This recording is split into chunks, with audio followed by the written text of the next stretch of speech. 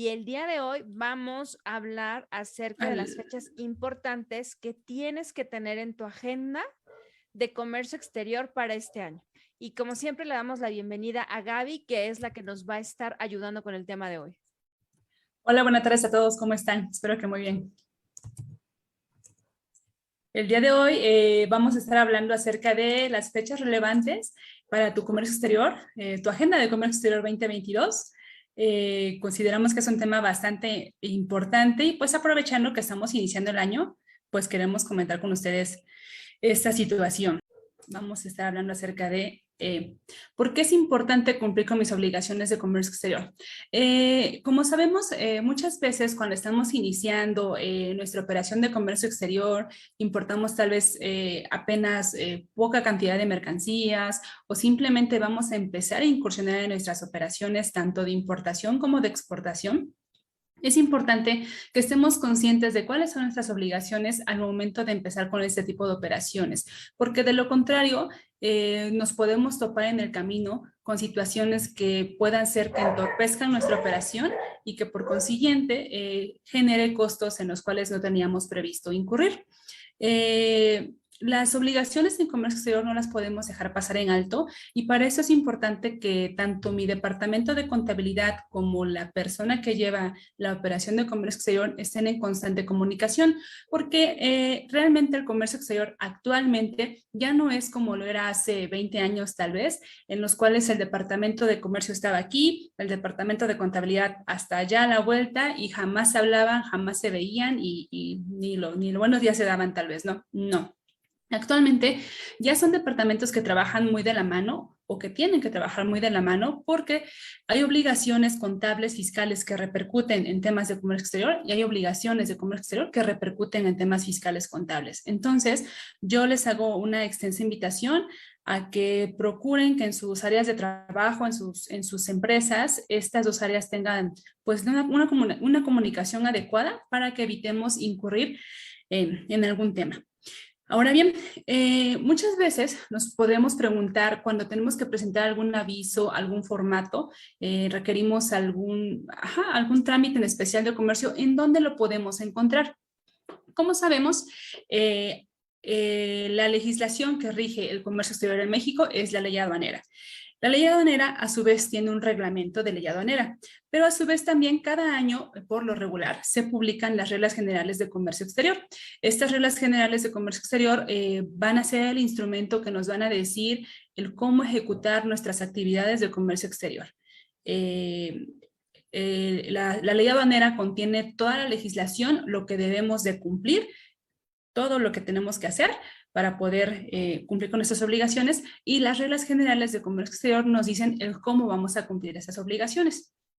Ahora bien, estas reglas generales vienen siendo lo que la resolución miscelánea fiscal para la Secretaría de Hacienda y Crédito Público, bueno, en este caso el SAT, ¿de acuerdo? Entonces, en nuestras reglas generales de comercio exterior vienen también conformados por anexos. En esos anexos encontramos diferente tipo de información. En específico, lo que se refiere a formatos, trámites, avisos de comercio exterior, lo vamos a encontrar en el anexo 1 y en el anexo 2. En el anexo 1 vienen formatos y modelos de comercio exterior. En este anexo, por ejemplo, podemos encontrar el formato de pedimento. En el anexo 2 contiene información más relacionada a trámites, avisos que tengamos que presentar. Entonces, ahí encontramos el formato del aviso o del trámite, el instructivo de llenado, con todas las instrucciones de qué es lo que tenemos que hacer, en dónde lo tenemos que presentar, qué respuesta vamos a obtener por parte de la autoridad y todos los documentos tal vez que debamos adjuntar a este trámite o aviso. ¿De acuerdo? Entonces, cuando tengamos alguna duda de dónde encontrar esta información, nos vamos a estos dos anexos. Ahora bien, lo que les comentaba, hay obligaciones que son más de carácter fiscal. Por ejemplo, para las empresas o las personas físicas inscritas en el padrón importadores, hay obligaciones que son fundamentales. Por ejemplo, el que tenga la FIEL esté vigente. ¿Qué es lo que tenemos que hacer ahorita que estamos empezando el año? Precisamente revisar con nuestro contador o decirle, oye, ¿puedes revisar cuál es la caducidad de la FIEL? ¿Cuándo vence la FIEL? ¿Para qué? Para que precisamente revisemos si vence en este mes, en el siguiente mes, a fin de año, el siguiente año, dentro de 2 años. Verificamos la vigencia. La vigencia de la FIEL es por 4 años a partir de su fecha de expedición y la renovación se realiza en el portal del SAT. A veces hay que acudir físicamente a las oficinas del SAT. Pero bueno, y esto es muy importante. ¿Por qué? Porque si no tenemos la FIEL vigente, tiene una repercusión ya que es una causal de suspensión en el padrón de importadores. Entonces, necesitamos verificar esta información. Otro punto importante es la declaración anual del ejercicio anterior. En este caso, estamos en el mes de febrero. Estamos próximos a presentar la declaración anual del ejercicio 2021. Las personas físicas la deberán presentar del 1 al 30 de abril de 2022 y las personas morales del 1 al 31 de marzo de 2022. Muchas veces pasa que se le pasó que por alguna situación la declaración anual no se pudo presentar en tiempo y dejan pasar un periodo de tiempo y siguen sin presentarla. Y cuando uno, como parte del departamento de importación, exportación, quiere hacer alguna operación, principalmente de importación, resulta ser que el agente aduanal te llama y, oye, no me da firma el validador con tu RFC. Y empieza uno a pensar miles de cosas cuando tal vez simplemente el origen de todo es porque no se presentó la declaración anual. Tiene esta repercusión directa en automático. El no presentar tu declaración anual te baja en el switch del padrón de importadores. Entonces, es de suma importancia que se presente en tiempo y forma. Otro punto importante es la actualización de los medios de contacto en el buzón tributario. Esto también necesitamos hacerlo porque muchas veces cuando nos damos de alta en el buzón tributario, lo hacemos tal vez hace 2 años o hace 3 años con la información del contador que estaba hace 3 años. Quizás ahorita ya es una nueva persona, un nuevo responsable. Por consiguiente, es importante actualizar esa información, ya que igual, de la misma manera, tiene una repercusión directa sobre el padrón de importadores. Y este cambio de información se debe hacer de manera inmediata cuando se realiza el cambio de la persona de contacto. Y todos estos cambios se notifican ante el SAT. Ahora bien, para las empresas que realizan operaciones de comercio exterior, por ejemplo, ¿qué pasa? Si tú requieres tener un mejor control de tu operación de comercio exterior, muchas veces lo que haces es solicitar ante el SAT tu registro o tu solicitud de matriz de seguridad. La matriz de seguridad nos va a permitir que el SAT nos envíe mensualmente el data stage, que es un archivo comprimido que trae 26 subarchivos, por así llamarlos, en los cuales viene toda la información de comercio exterior, ¿de acuerdo? Entonces, con esa información, nosotros como Departamento de Comercio podemos compulsar la información, verificar qué es lo que realmente pasó por aduana a nombre del RFC de nuestra empresa y verificar toda la información de los pedimentos. Eso es lo que contiene el Data Stage. La vigencia de la matriz de seguridad es de 3 años. Entonces, necesitamos tener precaución en verificar la vigencia que tenga nuestra matriz de seguridad. Por ejemplo, si llegara a vencer este año, hay que revisarlo esa semana, por así decirlo. Si llegara a vencer este año, necesitamos ingresar un aviso de renovación. Este aviso de renovación se presenta 45 días antes de su vencimiento. Es importante que se presente la renovación, porque en caso de no presentarla, no es que se renueve automáticamente. Lo que pasa en este caso es que la autoridad simplemente deja de mandar la información de manera mensual en automático. Y entonces hay que ingresar una nueva solicitud de matriz de seguridad. Entonces, para evitar tal vez cortar ese proceso que ya está automatizado en el que cada mes la autoridad nos comparte la información de nuestras operaciones de comercio, mejor prever el ingresar nuestra solicitud de renovación, y esto se presenta ante la Administración Central de Planeación Aduanera. Es importante mencionarles que este trámite sí tiene la opción de presentarse o de enviarse por mensajería a la Ciudad de México. Sin embargo, llega a suceder que a veces se pierde en el transcurso del viaje, o a lo mejor la recibieron y cuando la mandan se perdió. Entonces sí es un tanto delicado, y se vuelve un poco más delicado porque para poder ingresar a este trámite necesitamos adjuntar el poder notarial del representante legal. Entonces, muchas veces mandamos el original y pues si se llega a perder, imagínense, o sea, perder el poder del representante legal es una cuestión un tanto delicada. Se sugiere mejor anexar al trámite una copia certificada del poder, que de igual manera, o sea, también el hecho de perderla, pues también es delicado, ¿no? Y la otra opción es poder presentar el trámite vía presencial. aquí pues lamentablemente para las empresas que no están en el distrito, en la Ciudad de México, perdón, pues sí tal vez resulta un poco complicado la parte logística de cómo la mandan tal vez desde el norte del país o del sureste hasta la Ciudad de México. Sin embargo, necesitamos ver la manera en cómo hacerla llegar, ya que es un tanto más seguro para que podamos tener nuestro oficio de matriz de seguridad y evitamos alguna pérdida de información. Y otro punto importante, hay empresas que, por ejemplo, muchas veces contratan una póliza global de seguro de transporte, ¿de acuerdo?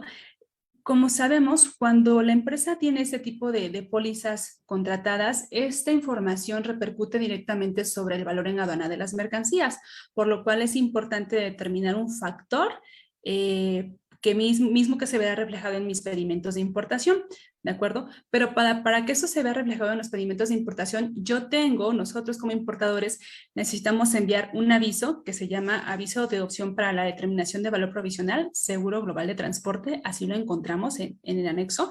Y ese aviso precisamente es para avisarle a la autoridad que yo voy a aplicar una póliza global de seguro a mi mercancía y necesito determinar un factor que me va a permitir a mí asignarle en el campo de seguros de los pedimentos el valor correspondiente de la póliza de seguros que ampare la cobertura de la mercancía que estoy trasladando o que ampara mi pedimento de importación. Entonces, esto se hace de manera anual y se hace conforme al vencimiento de la póliza de seguros. A lo mejor contratamos la póliza de seguro en el mes de febrero, ok, pues yo previo a 15 días, no especifican cuánto tiempo antes, 15 días antes tal vez, puedes tú ingresar, mandar este oficio. Eso se hace ante la Administración Desconcentrada de Auditoría de Comercio Exterior. Mandas tu escrito y con tu acuse de recibo, tú respaldas que le diste aviso a la autoridad. ¿De acuerdo? Entonces, presento este aviso y este aviso va a respaldar mi operación de febrero a febrero del siguiente año. Entonces, precisamente es eso, revisar la periodicidad o la vigencia de las pólizas de seguros global de transporte que manejemos para ver en qué momento necesitamos presentar este aviso. No sé, Karen, si hasta aquí tengan alguna pregunta. En el chat no hay ninguna pregunta. Yo por mi parte voy clara con los puntos que tú has mencionado. De acuerdo. Y bueno, otro punto importante también es para las empresas con programa IMEX. Esas empresas que tienen este tipo de programa realmente son empresas sujetas a una serie de obligaciones que no pueden pasar por alto. Y, por ejemplo, hay empresas que realizan operaciones de submaquila. Eso está permitido por el mismo programa. Y bueno, existe la obligación de que mensualmente se debe presentar dentro de los primeros 5 días del mes información referente a todas las transferencias que tuve del mes anterior. Entonces, esa es una actividad que se hace mensualmente. Para esto, tuvimos ya que previo a este aviso haber dado de alta a nuestros submaquiladores en dado caso de que les transfiramos mercancía para poder llevar a cabo ese tipo de operaciones. El hecho de tener a una persona moral, en este caso como submaquilador, está totalmente permitido. Yo le puedo transferir las mercancías que importe al amparo del programa, que en este caso son mercancías de importación temporal, para que él realice tal vez un proceso secundario al que yo realizo, porque yo en mis instalaciones no lo puedo realizar, y posteriormente, ya que lo realizo, él me las vuelve a regresar. Entonces, es importante, o el objetivo de este aviso es precisamente informar a la autoridad qué mercancías son las que transferí y qué mercancías son las que, qué proceso le va a aplicar ese submaquilador. Entonces, ese es un punto también importante que no podemos dejar pasar por alto. Hay otra parte también en las reglas generales de comercio exterior que permite que precisamente las empresas con programa IMEX puedan enajenar ya sea la misma materia importada al amparo del programa IMEX o bien el producto terminado que resultó de la transformación de estos materiales y que los facturen a las empresas terminales automotrices. Llámese, por ejemplo, la ensambladora final de autos, Nissan, GM, Volkswagen, por así llamarlas. Entonces, eso está permitido, lo puedo yo hacer siempre y cuando veamos reflejado en las facturas, pues se ve reflejado el traslado y la retención del IVA correspondiente. Entonces, si yo, empresa IMEX, realizo ese tipo de operaciones, tengo la obligación de Si lo hice, por ejemplo, en el mes de enero, tengo los primeros 10 días del mes siguiente, que en este caso sería el mes de febrero, para realizar los cambios de régimen por las mercancías que yo incorporé en esos productos que yo enajené, porque finalmente esa mercancía se quedó muy probablemente en territorio nacional. Entonces, esto es algo que también debemos tener muy presente y es algo muy diferente, muy aparte a lo que son las constancias de transferencia de mercancía, que es un punto que viene a continuación.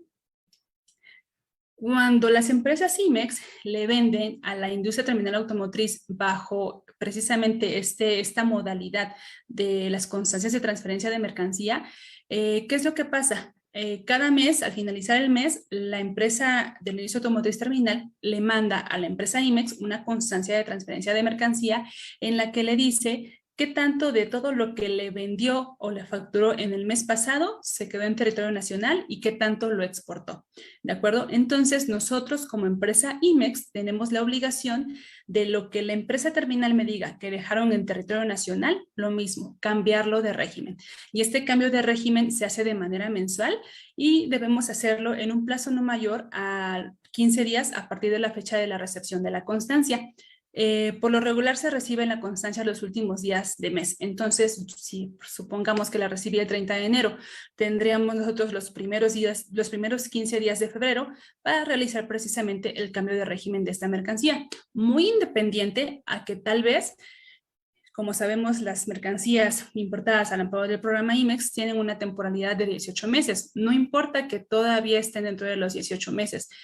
Por esta regla, por utilizar ese beneficio, yo tengo la obligación de realizar el cambio de régimen de esas mercancías. Y es lo mismo, es realizar pues, los pedimentos correspondientes y esto se realiza ante el mecanismo de selección automatizado por medio del agente aduanal que elabora el pedimento de cambio de régimen, lo presenta a modulación y nos lo entrega ya con el sello de pago y todo formalizado. Y yo con esto compruebo que efectivamente cumplí con esta obligación.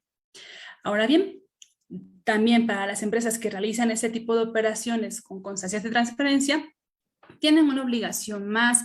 Anualmente se debe presentar un ajuste de inventarios de autopartes de todo lo que se le enajenó a la industria automotriz terminal. Para esto, la industria automotriz terminal me proporciona a mí un inventario final. En este caso nos va a proporcionar el inventario final su inventario final al cierre de diciembre de 2021.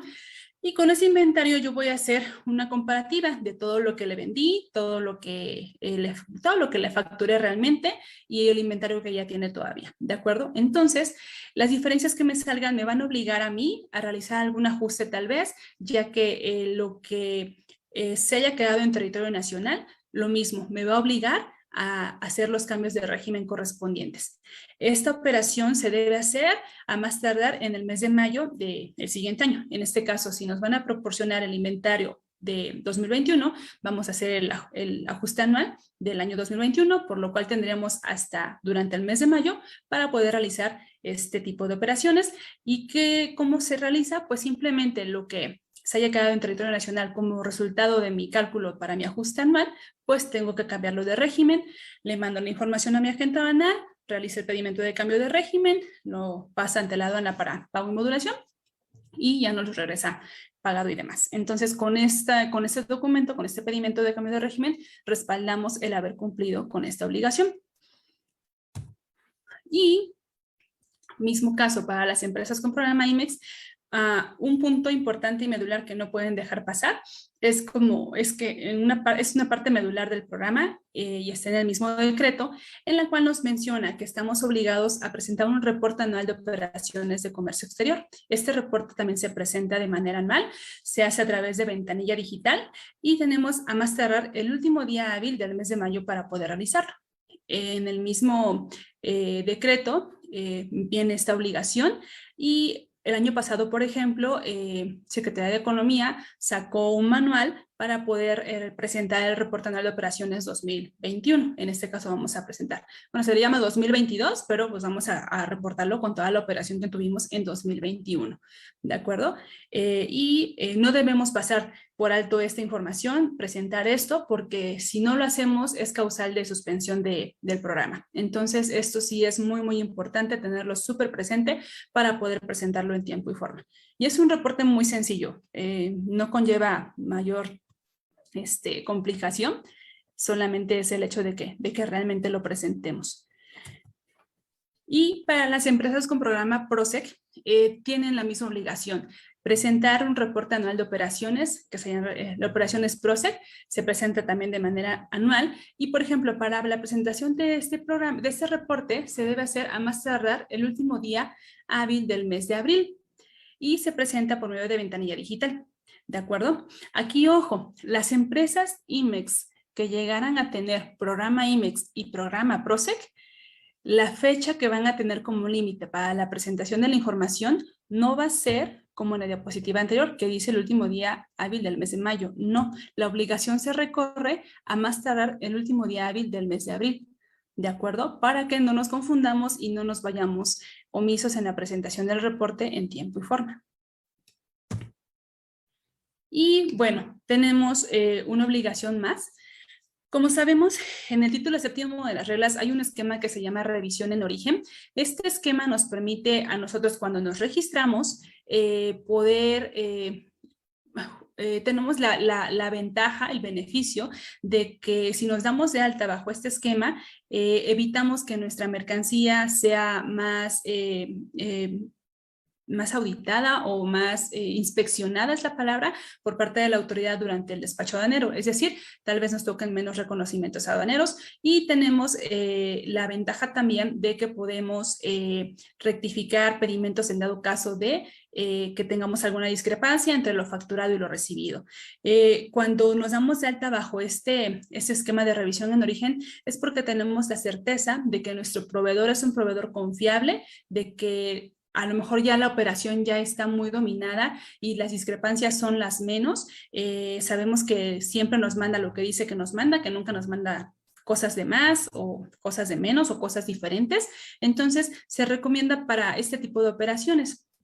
Y nos obliga a que demos de alta al proveedor, a que demos de alta también a nuestro agente aduanal que va a llevar a cabo el despacho de las operaciones bajo este esquema y también a los transportistas que van a transportar la mercancía que se trae registrada bajo este esquema. Entonces, cuando operamos bajo este esquema, nosotros tenemos una obligación de anualmente realizar un cálculo de contribuciones y cuotas compensatorias que se hayan llegado tal vez a omitir. Entonces, este cálculo se debe realizar durante el mes de enero del año siguiente. Es decir, si ya operamos bajo ese esquema en el año 2021, el cálculo lo tenemos que hacer en el mes de enero del año siguiente, perdón, que en este caso sería enero 2021.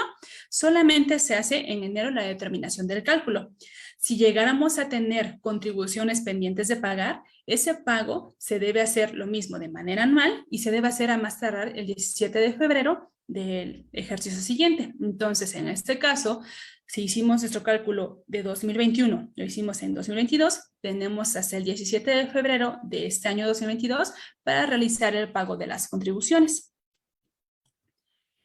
Y lo mismo, ya que realizamos el pago, necesitamos presentarlo, informarlo a la autoridad y esto se va a hacer a través de ventanilla digital y se hace a más tardar el último día del mes de febrero. ¿De acuerdo? Para que no lo dejemos pasar. Y adicional a esto, hay un pago de derechos, también es un pago de derechos anual y es el aviso de renovación en el registro de despacho de mercancías. Tanto el pago de derechos como el aviso de renovación van de la mano y se hace de manera anual y se debe hacer dentro de los 30 días anteriores a que venza la vigencia del registro. Cuando nos damos de alta bajo este registro, nos otorgan el oficio de alta y ahí viene mencionada la vigencia que tendrá. Entonces necesitamos ubicar muy bien la fecha de vigencia porque no es enero-diciembre, no, o sea, dependiendo de la fecha en la que nos las haya dado, va a contar los 12 meses calendario de vigencia. Y bueno, este pago de derechos y avisos se hace ante ventanilla digital también. Y bueno, de mi parte sería todo. Considero que son los puntos más relevantes de los cuales debemos tener mucha precaución, mucha atención, principalmente el tema del padrón de importadores, porque si nos bajan el padrón de importadores tiene repercusión sobre mi programa IMEX y pues de ahí sobre toda mi operación. Entonces, si no tengo programa IMEX, mi padrón de importadores no lo puedo descuidar. Entonces, recalco en que tenemos que estar muy en contacto con el departamento de contabilidad para poder tener la información presentada en tiempo y forma. Gracias, Gaby. Oye, fíjate que hay un punto interesante que me gustaría preguntarte. No sé si en alguna otra plática lo comentarás, pero ¿hay alguna sanción aparte de perder el padrón de importadores referente a alguna de estas fechas? Perder los registros. Si no presentas el reporte IMEX, pues es una causal de suspensión. Después de la suspensión te dan opción una prórroga para presentarlo a destiempo, pero pues mientras ya te suspendieron. Si no lo presentas en esa prórroga, pues ya viene la cancelación del programa, ¿no? Tu registro de renovación de revisión en origen, lo mismo. Si no presentas la renovación, pues tienes que volver a ingresar todo el trámite. Entonces es tiempo perdido principalmente. Y tal vez no haya alguna multa, pero sí repercute en costos, en tiempos, en tu operación, que no tienes a lo mejor previstos, ¿no?